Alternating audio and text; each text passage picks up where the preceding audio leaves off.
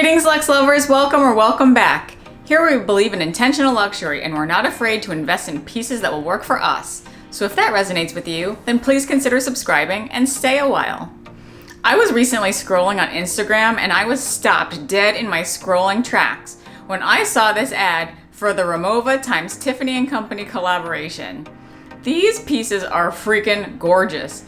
And as you know, I love anything that is actually a diamond or even looks like a diamond. So this collaboration is something that is just right up my street. But then I was looking closely at some of these pieces and the specifications, and some things were amiss. So I wanted to get on here and quickly talk to you about the pros and cons that I saw in these pieces, and maybe even use a bit of my luxury purchasing decision criteria to see whether or not I will make this purchase.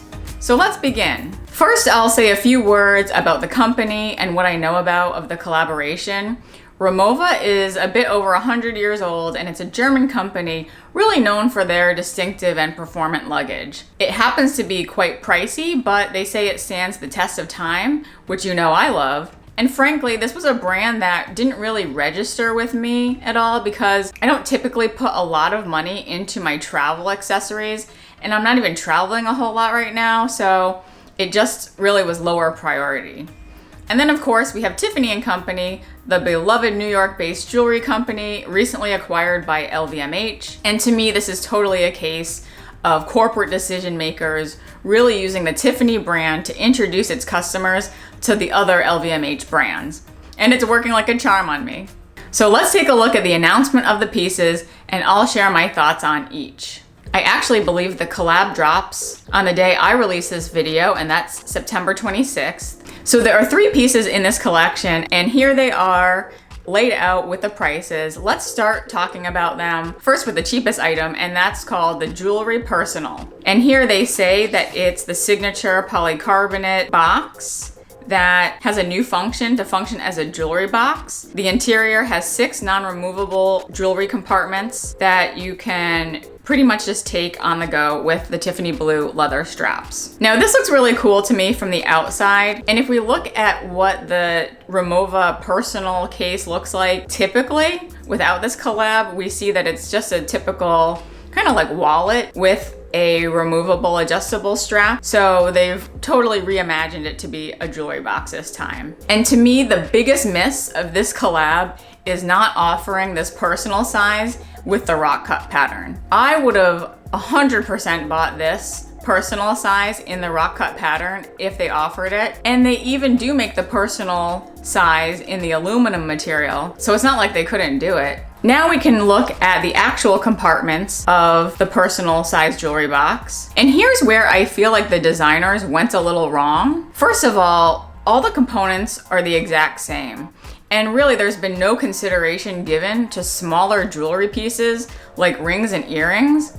At least give us one compartment with some like of those ring rolls or the little ring areas where you can kind of put them in between pieces of fabric, and maybe even another compartment that had either earring pouches or those little holes that you could put earrings through. I think that it's totally impractical to ask someone to purchase this like $2,000+ jewelry case and have the expectation that that person's jewelry is just gonna be flying around all over the box, especially if this is going to be used with traveling. And I also see that they have the flap that secures down with that button, and that's great.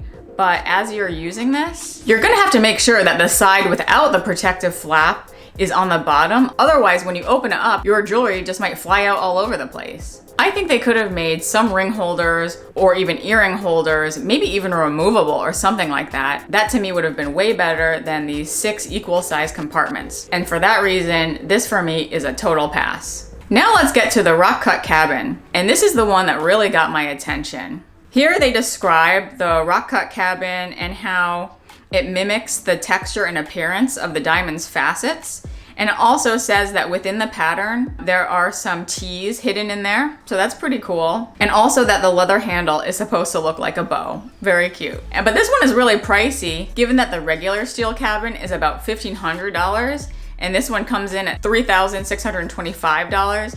So that's almost 2.5 times more what the regular one is, with all of these Tiffany brandings added on. But then here's where I go into my major luxury enabling and rationalization mode So I'll bring you through my thought process. One is I really do love the thought of durable, indestructible items like a carry-on luggage. I've never owned a hard-sided case, and I like the fact that this one is specifically for the cabin carry-on size, because this will surely never see the underbelly of a plane and risk damage. So I do think I could actually keep this looking good for a really long time.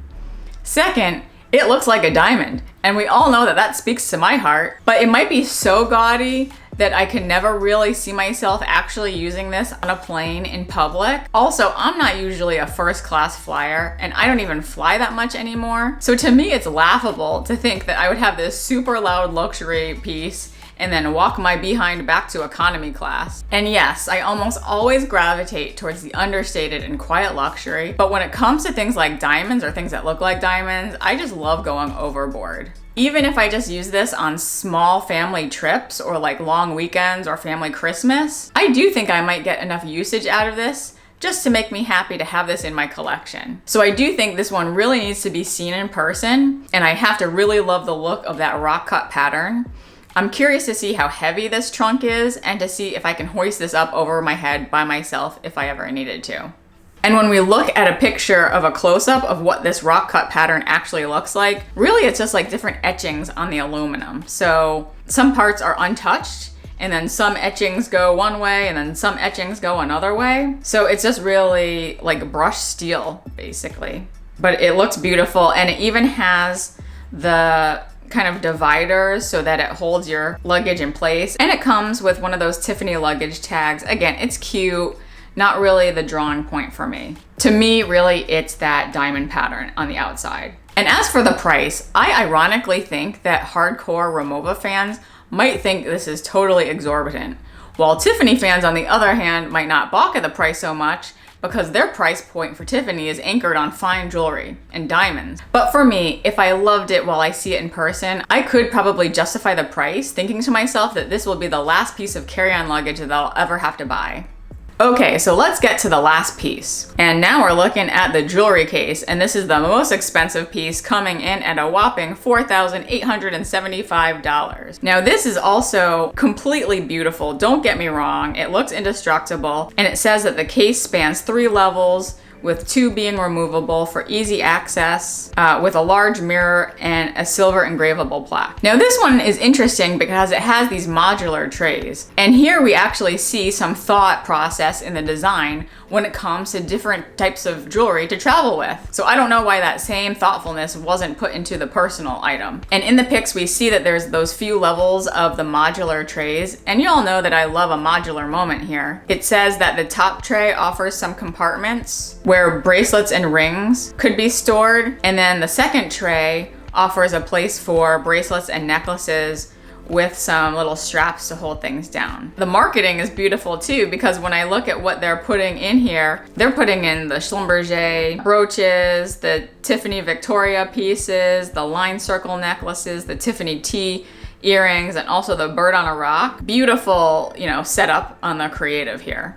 And while this is beautiful, when I try to think about it in terms of practical use case, literally the only thing I can think of is Beyonce using this to have someone else carry her Tiffany yellow diamond necklace to a show. And a case like this is only flying private, if it flies at all. I could see a case where people might want to use this as their primary jewelry box in a similar way that people use the Louis Vuitton trunks to hold their jewelry. That might be a beautiful standalone case to have on top of your dresser or something. But it doesn't hold a whole lot of jewelry, and I'm assuming if you're buying this, you love jewelry, so you'll need more space for your everyday collection. The other thing that really confused me was this part about the engravable plaque. In the little description, it says, this jewelry case features a sterling silver plaque, which can be engraved and placed in the leather pocket. And that to me is totally misleading, because I was like, why would we want a plaque to just put in this pouch? But then I realized when I did a close-up of the inside of the case that underneath the mirror is this like teeny tiny pocket where you can have your little name engraved and you can put your little silver piece in there.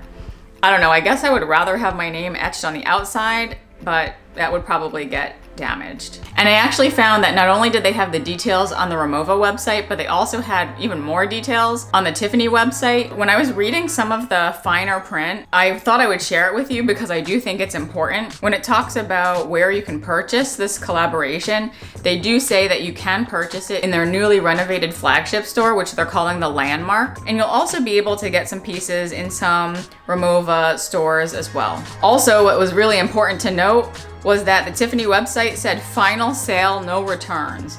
And that's weird to me because on the Rimowa website, their blanket return statement is just saying like returns within a certain 30-day window or something like that. So I'm not sure if it's going to be the difference between where you buy it, but it's just something to note. Next of importance is some details around the repairs and the warranty. So on the Tiffany website, it says that the only thing with a lifetime guarantee is the rock cut cabin, where there's only a 2-year guarantee for the jewelry case and the jewelry personal. Now, I think it's really weird that the most expensive item would be one of the items that has only the 2-year warranty. So something you want to keep in mind. So to sum it all up, really the only piece I could see myself purchasing would be the rock cut cabin. And you better believe I'm gonna go in to see this in person and report back to you. So what do you guys think? Do you think this collaboration is awesome or just a flash in the pan? Are any of you interested in these pieces or going to pick them up? I'd also love to know what pre-existing Rimowa lovers think about this collab. Should Tiffany stay in its own swim lane? I welcome you to follow me on Instagram in case I put my findings up there. And I also welcome you to subscribe to the channel in case I do an unboxing of one of these pieces in the future. If you've enjoyed this video, I invite you to go down the rabbit hole that is my luxury chit chat playlist, and I'll put that link here. Please like it if you liked it, and I'll see you in the next video. Bye!